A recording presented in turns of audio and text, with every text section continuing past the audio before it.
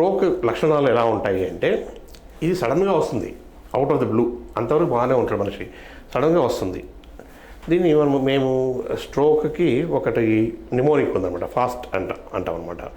అంటే ఈ దీంట్లో ఎప్పుడైతే రక్తపోటు తగ్గడమో లేకపోతే ఈ హెమరేజ్ జరిగినప్పుడు మన ఫేస్ ఒక పక్కకి వెళ్ళడం కానీ, ఇట్లా వెళ్ళిపోవడం కానీ, ఒక సైడ్ ఫేస్ వీక్నెస్ కావడం కానీ, చెయ్యి పడిపోవడం కానీ, చెయ్యి రేపలేకపోవడం కానీ, ఫింగర్స్ పట్టుకోలేకపోవడం కానీ, సడన్గా పట్టు తప్పడం కానీ, తర్వాత స్పీచ్లో మాటలో లోపం రావడం కానీ, మాట తొందరబాటు రావడం కానీ, మాట పూర్తిగా కోల్పోవడం కానీ, మాట అర్థం చేసుకోకపోవడం కానీ, ఇలాంటివి దాన్ని FAST అని అంటాం అనమాట. FAST అంటే F for face, A for arm, S for speech, T is time.